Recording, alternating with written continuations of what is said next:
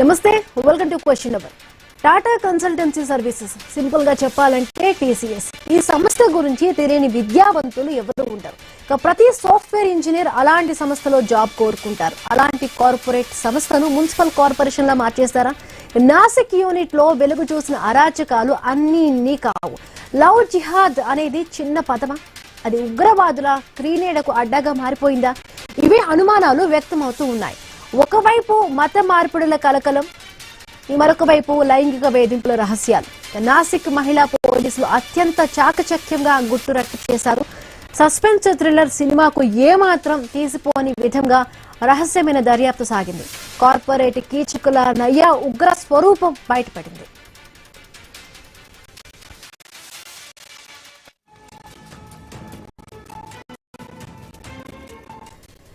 TCS కు లాభాలే ముఖ్యమా? తమ సంస్థలో ఏం జరుగుతుందో తెలుసుకోరా? హెచ్ఆర్ మేనేజర్లు, టీమ్ లీడర్లు ఏది చెప్తే దాన్ని నమ్ముతారా? కార్పొరేట్ కార్యాలయంలో ఉద్యోగుల సాధక బాధలు తెలుసుకునే వీలు లేదా? వాళ్ల గోడు ఎవరికి పట్టదా? నాసిక్ లో జరిగింది ఆషామాషి విషయం కాదు. ఓ మహిళ కూడా నిందితులో ఉన్నారు. తవ్వుకున్న కొద్దీ భయంకరమైన విషయాలు వెలుగులోకి వస్తున్నాయి. మహిళల పోలీసుల టీం ఏకంగా 40 రోజుల మారువేషంలో నాసిక్ టీసీఎస్ లో తిష్ట వేస్తే గాని అసలు విషయాలు వెలుగులోకి రాలేదు.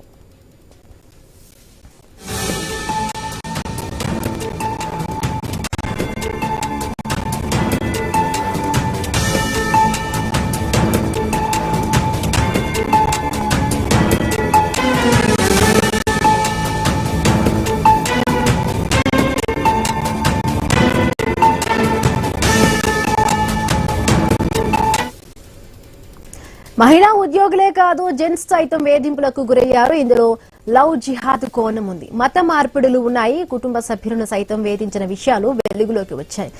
ఎందుకు ఇలా జరిగింది? కొందరిని టార్గెట్ చేసుకుని వేధించారా? ఒకేసారి 9 ఎఫ్ఐఆర్లు నమోదు చేశారు. 7 ఉద్యోగులను అరెస్టు చేశారు. ఇక కార్పొరేట్ సంస్థల్లోని ఇంటర్నల్ కమిటీలు ఏం చేస్తున్నట్టు? వేధింపులు ఏ రేంజ్ లో ఉన్నాయి? నాసిక్ ఒక దగ్గరేనా? ఇక వేరే యూనిట్ల సంగతి ఏంటి? టీసీఎస్ లో మాత్రమేనా? వేరే చోట్ల విషయం ఏంటి అనేది ఇప్పుడు ప్రధానంగా కూడా ఇప్పుడు హాట్ టాపిక్ గా ఉంది. అసలు టీసీఎస్ లో జాబ్ రావడం కోసం ప్రతి ఒక్కరూ తెలుసు టీసీఎస్ ఎంత ది బెస్ట్ కంపెనీ. బట్ అలాంటి టీసీఎస్ కంపెనీలో కూడా ఇలాంటి విషయాలు ఇప్పుడు చాలా వరకు కూడా షాకింగ్ గురి చేస్తున్నాయి. ఈ ఎవరైతే వేధించారో ఈ మత మార్పులకు సంబంధించి, లవ్ జిహాద్ కి సంబంధించిన మహిళలు ఉండడం కూడా అందరికీ విస్మయానికి గురి చేస్తుంది. ఇవాళ ఒక జెంట్ కూడా అంటే వాళ్ళపైన కూడా కంప్లైంట్ చేయడం జరిగింది పోలీసులకి. ఏదైతే ఒక ముస్లిమ్స్ ధరించే ఒక టోపీని కూడా ధరించాలి, వాళ్ళ భార్య పైన కూడా చాలా అసభ్యకరంగా మాట్లాడినట్టుగా కూడా కొంత కంప్లైంట్ చేయడం జరిగింది. సో ఏం జరుగుతుంది? టీసీఎస్ కంపెనీలో ముఖ్యంగా కూడా పాష్ కమిటీస్ ఉంటాయి. ఎవరైనా కూడా లైంగికంగా వేధిస్తే వాళ్ళు వెళ్లి కంప్లైంట్ చేసే విధంగా కూడా స్త్రీలకు వెసులుబాటు ఉంటుంది. బట్ ఇన్ని జరిగినా కూడా ఎక్కడ లోపం జరిగింది? నిజంగా కూడా మేనేజర్లు అవన్నీ మేనేజ్ చేసి, హెచ్ఆర్ మేనేజర్లు మేనేజ్ చేశారా? ఎందుకు ఇంత ఇదిగా కూడా జరిగిన, ఎక్కడ లోపం జరిగింది? సో మాట్లాడదాం క్లియర్ గా. మా colleague Asha news room live లో సిద్ధంగా ఉన్నారు. Over to Asha. Good afternoon Bindu. మీరు చెప్పిన విధంగా టీసీఎస్ అంటే ప్రతి ఒక్కరికి ఎడ్యుకేటెడ్ అండ్ ప్రతి ఒక్కరికి తెలిసిన విషయమే. టీసీఎస్ అనేది ఎంత ముఖ్యం, లేదంటే కనుక అందులో జాబ్ రావడం అనేది ఎంత ప్రతి ఒక్కరికి ఒక డ్రీమ్ అంటుంటుంది కదా, అట్లా ఒక డ్రీమ్ కింద కూడా పెట్టుకుంటారు. కానీ ఇది నిన్న మొన్న జరిగింది కాదు. 2022 నుంచి దాదాపుగా 4 years నుంచి నడుస్తుంది ఇది. ఫిబ్రవరిలో ఒక మహిళ బయటకు వచ్చి కంప్లైంట్ ఇచ్చిన తర్వాత నాసిక్ పోలీసులు ఒక సిట్ ఏర్పాటు చేసి మహిళా కానిస్టేబుల్ ని, మహిళా పోలీసుల్ని కూడా దాంట్లో ఉద్యోగుల కింద ఎంటర్ చేసిన తర్వాత వారి మీద కూడా లైంగికంగా వేధింపులు జరగడం, ఇదంతా జరగడానికి మనకి మొన్న బయటకు వచ్చింది. అంటే ఇంచుమించు 40 days, 40 రోజుల పాటు పోలీసులు అక్కడ జరుగుతున్నది ఏంటి, ఏ విధంగా జరుగుతుంది ఏంటని చెప్పి క్లియర్ కట్ గా తెలుసుకున్న తర్వాత ఇవన్నీ బయటకు వచ్చాయి. దాదాపుగా 9 మంది మీద ఎఫ్ఐఆర్ నమోదు చేశారు, 7 అరెస్ట్ చేశారు. ఓకే, మత మార్పుల గురించి మాట్లాడుతున్నారు. ఇవన్నీ చాలా విషయాలు యాజ్ ఎ ఉమెన్ గా ఈ రోజు ఇక్కడ బయట పెట్టలేని సందర్భాలు, చెప్పే విషయాలు చాలానే బయటకు వచ్చాయి. వారిని ఏ విధంగా హింసించారు, లేదంటే ఒక ఫ్యామిలీని దూరంగా పెట్టి, లేదంటే ఫ్యామిలీ మెంబర్స్ కూడా కాల్ చేసి హెరాస్ చేయడం, మీరు బయటకు రండి, లేదంటే కనుక ఈ మతం ముఖ్యము, మీ మతం వాళ్ళకి ఫేసెస్ ఉన్నాయంటే ముఖాలు కనిపించే వారి దేవుళ్ళు కాదు, ఈ విధంగా చాలా రకాలుగా చేశారు. మొన్న రంజాన్ విషయంలో కూడా రోజా చేయాలని, లేదంటే కనుక వారు హిజాబ్ ధరించాలని విధంగా మత మార్పు చేసినటువంటి ఉదంతాలు, వారిని ఒక వెకేషన్ అంటే ఎక్కడ చేయాలి అక్కడ, ఇదేదో అప్పటికప్పుడు జరిగింది అనేది కాదు. ప్రీ ప్లాన్డ్ గా, ముందస్తుగా ఒక ఇన్ఫర్మేషన్ ప్రకారం, ఒక ప్రణాళికాబద్ధంగా ముందుకు తీసుకెళ్లారు.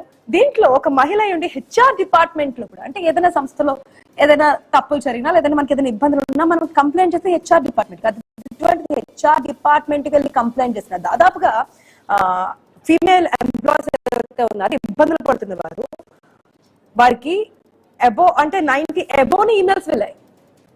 90+ ఈమెయిల్స్ వెళ్ళాయంటే ఎందుకు వారు చర్యలు తీసుకోలేదు? హెచ్ఆర్ కూడా అట్లాగే ఉంటుందని చెప్పడానికి గల కారణం ఏంటి? ఇవన్నీ కూడా ఇప్పుడు బయటకు వస్తున్నాయి. దీంతో పాటు ఉగ్ర లింకులు కూడా ఉన్నాయి. ఢిల్లీ బాంబ్ బ్లాస్ట్ లో మనకు ఒక లేడీ డాక్టర్ పేరు బయటకు వచ్చింది కదా. సో ఆ డాక్టర్ కి వీళ్ళకి కూడా లింకులు ఉన్నాయి. సో ఉగ్ర లింకులు కూడా నడుపుతున్నారా? వీళ్ళకి ఎక్కడి నుంచి వస్తుంది అమౌంట్ ఏదైనా ట్రాన్స్ఫర్ అవుతుందా? ఒక లేడీ ఎంప్లాయీ దాంట్లో 18 lakhs ఒకసారికి ట్రాన్స్ఫర్ అంటే కూడా తెలుస్తుంది. ఎక్కడి నుంచి వచ్చాయి, ఎందుకు ఇచ్చారు, ఒక్కసారికి 18 lakhs ట్రాన్సాక్షన్ ఎందుకు జరిగింది? ఇవన్నీ కూడా బయటకు వస్తున్నాయి ఒక్కొక్కటి. ఇక మెయిల్ కూడా దీంట్లో ఉన్నారని చెప్పాం కదా బాధితుల్లో.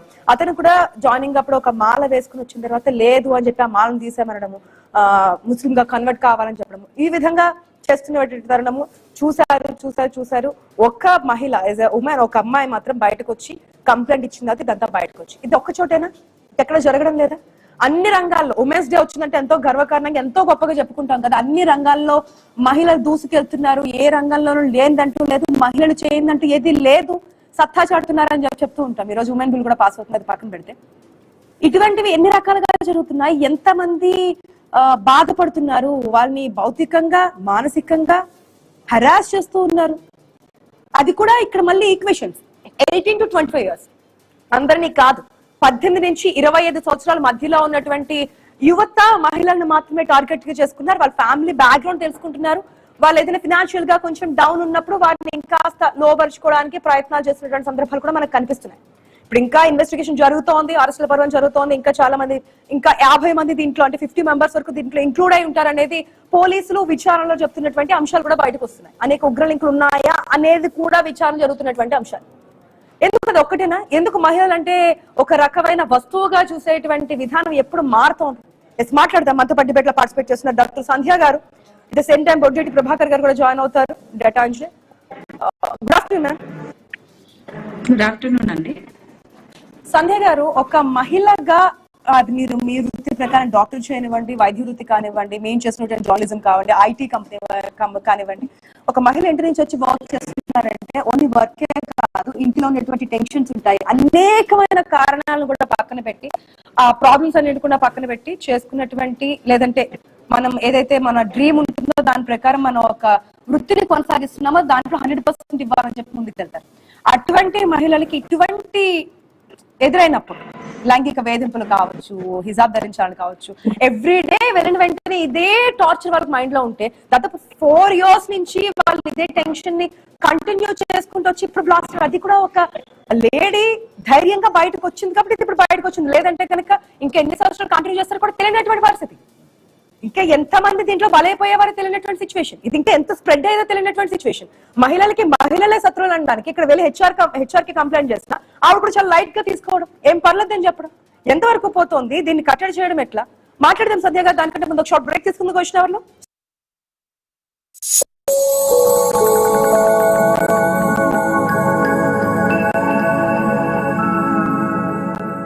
మాస్టర్ మైండ్స్ కామర్స్ చదవాలనుకునే 10th ఇంటర్ విద్యార్థుల తొలి ఎంపిక.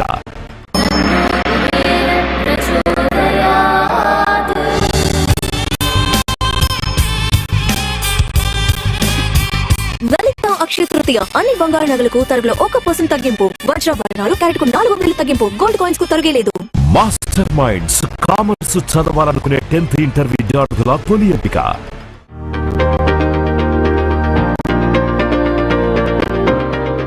మాస్టర్ మైండ్స్ కామర్స్ చదవాలనుకునే 10th ఇంటర్ విద్యార్థుల తొలి ఎంపిక.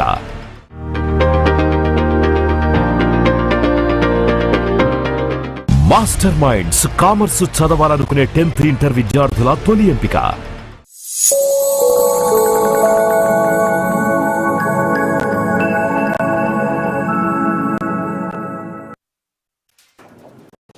Welcome back to questioner. Sandhya garu, మీరేమంటారు? ఇటువంటి జరుగుతున్నప్పుడు మన దాకా ఇవి వచ్చినప్పుడు, అంటే వినబడినప్పుడు, మనం తెలుసుకున్నప్పుడు ఎట్లా అనిపిస్తుంది? దీన్ని కంట్రోల్ చేయడం ఎట్లాగా? ప్రతి సంస్థలో అంటే అన్నిటి అని చెప్పను, కొన్ని సంస్థల్లో ఈ విధంగా చూడండి, అది కూడా TCS లాంటి సంస్థలు ఎట్లా చూడొచ్చుంటారు? మీ అభిప్రాయం ఏంటి? సో జరిగిన ఇన్సిడెంట్ లో అండి మనం చూస్తే ఇక్కడ లైక్ ఒక సంస్థ అంటే లైక్ అక్కడ ఉన్న మేనేజర్ కానీ, తర్వాత దాంట్లో టీమ్ లీడర్స్ ఉంటారు, తర్వాత TCS అంటేనే పెద్ద ఇన్స్టిట్యూట్ యాక్చువల్లీ. సో ఇంత పెద్ద కంపెనీలో దట్టు జరిగిన ఇన్సిడెంట్ చాలా బాధాకరం. ఎందుకంటే లైక్ ఇక్కడ మనకి రిలీజన్ అనేది ఎవరి ఒక ఫ్రీడమ్, ఒక ఇండిపెండెన్స్, అంతేగాని ఇట్లా వాళ్ళకి వాళ్ళ మీద ప్రెషరైజ్ చేయడం కానీ, వాళ్ళని ఇబ్బంది పెట్టడం కానీ, లవ్ జిహాద్ అని వాళ్ళని లాక్ చేయడం కానీ, ఇది అన్ని విధాలుగా చూస్తే మనకి ఒక కైండ్ ఆఫ్ సిస్టమ్ అనేది అక్కడ రన్ అవుతుంది. సో ఇక్కడ మనకి ఆ ప్లాన్ ఇవన్నీ ఆల్రెడీ కొన్ని మనం చూసాం కదండి. కేరళ రాష్ట్రంలో కూడా ఇట్లాంటి చాలా ఇన్సిడెంట్స్ జరిగినాయి. వాళ్ళని కూడా చాలా ఎక్కువ అంటే ఇట్లా మ్యారేజెస్ అని, తర్వాత వాళ్ళని మొత్తం అన్ని చేంజ్ చేయడం అన్ని, సో వాళ్ళ లైఫ్ ని కూడా చేంజ్ అయిపోయింది. సో ఇక్కడ యాక్చువల్లీ వాళ్ళు జాయిన్ అయింది ఒక జాబ్, ఒక ఫైనాన్షియల్ సపోర్ట్ కోసం. దట్టు విమెన్ బయటికి రావడం అంటే అది నార్మల్ ఇష్యూ కూడా కాదు, ఎందుకంటే వాళ్ళ ఫ్యామిలీలో అన్ని ఎదుర్కొని వాళ్ళు సో వాళ్ళ జాబ్ ఇష్యూ మీద వాళ్ళు జాయిన్ అయిన తర్వాత సైకలాజికల్ గా వాళ్ళని ఎక్కువ ప్రెషరైజ్ చేసి వాళ్ళకి జాబ్ కంపల్సరీ, మీకు జాబ్ ఉండాలంటే కంపల్సరీ మీరు ఇలా ఉండాలి అలా ఉండాలని రెస్ట్రిక్షన్స్. అంటే యూజువల్లీ మనకి టైం కి రావడము, టైం కి వెళ్ళడము, లేకపోతే వర్క్ మొత్తం ఫినిష్ చేసుకోవడము ఇదే ఉంటుంది. కానీ ఇక్కడ అసలు అర్థం కాని రూల్స్, అర్థం లేని రూల్స్, అవసరం లేని పనులు, లైక్ ఇక్కడ ఏంటంటే అవన్నీ కూడా వాళ్ళకి ఒక ప్లానింగ్ తోనే చేశారు. లేకపోతే ఇంత పెద్ద ప్లానింగ్ లేకుండా ఇంత మందిని టార్గెట్ చేయడం అనేది అంత ఈజీ కూడా కాదు. సో ఇంత మందిని టార్గెట్ చేయడానికి కూడా మెయిన్ థాట్స్ అనేవి వాళ్ళవి కూడా చాలా డిఫరెంట్ గా ఉండొచ్చు. వాళ్ళు సెలెక్ట్ చేసుకున్నప్పుడు అంటే బయటకు వస్తున్నటువంటి విషయాలు ఏంటంటే సంధ్య గారు, వాళ్ళు సెలెక్ట్ చేసుకునేటప్పుడు అంటే జాబ్ ఇస్తామని చెప్పి ఇంటర్వ్యూస్ ప్రాసెస్ నడుస్తున్నప్పుడే పిన్ చేసుకోవడం, 18 to 25 years మధ్యలో ఉన్న వాళ్ళని పిక్ చేసుకోవడం, దట్ టు ఫ్యామిలీ బ్యాక్గ్రౌండ్ కూడా చెక్ చేయడం, ఫినాన్షియల్ గా వీళ్ళు ఏంటి, ఒకవేళ సాధారణంగా మనం చూస్తున్న ఫినాన్షియల్ గా డౌన్ లో ఉన్న వాళ్ళు ఏదైతే ఉంటారో వాళ్ళకి ఏదైనా మేము ఇంకా ఆఫర్ చేస్తాము, మీకు ప్రమోషన్స్ ఇస్తాము, మీకు ఇంకా హైక్ చేస్తాము అనేటప్పటికి ఓకే మా ఫ్యామిలీ బ్యాక్గ్రౌండ్ ఈ విధంగా ఉంది కాబట్టి మనకి మంచి జరుగుతుంది నాకు అభిప్రాయంలో వెళ్తారు. కాబట్టి ప్రీ ప్లాన్డ్ గా జరిగినటువంటి ప్రాసెస్ ఇదంతా 2022 నుంచి 2026 4 years. 4 years నుంచి యాక్చువల్లీ వాళ్ళు నిజంగానే మొత్తం అంతా బ్యాకప్ చూసుకొని, ఇప్పుడు వీళ్ళకి బ్యాక్గ్రౌండ్ లేకపోయినా వీళ్ళు ఇంకా కంపల్సరీ వీళ్ళు కంటిన్యూ చేయాలి అనుకున్న మైండ్ సెట్ ఉన్న వాళ్ళని మాత్రమే వీళ్ళు సెలెక్ట్ చేసుకున్నారు.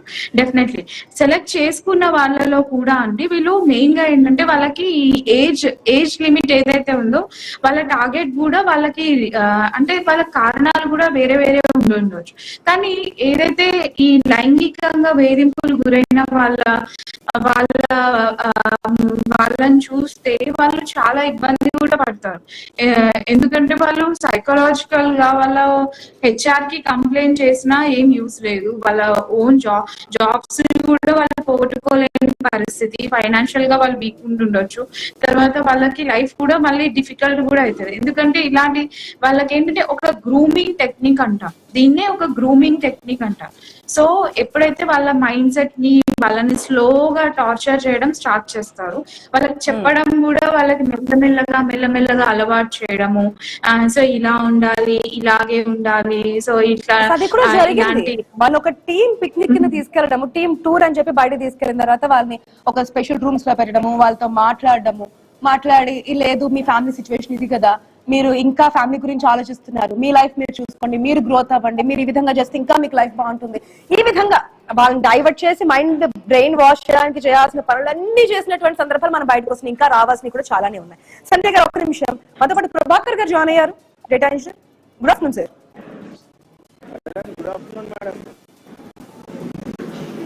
ప్రభాకర్ గారు మీరేమంటారు ఈ విషయాలు బయటకు వచ్చిన తర్వాత? TCS సంస్థలోనే ఇంకా చాలా జరుగుతూనే ఉండొచ్చు, కానీ TCS లో ఇటువంటి విధానాలు బయటకు రావడం, HRs కూడా దాంట్లో ఇంక్లూడ్ అయి ఉండడం, ఒక మహిళ కూడా నిందితులో ఉండడం.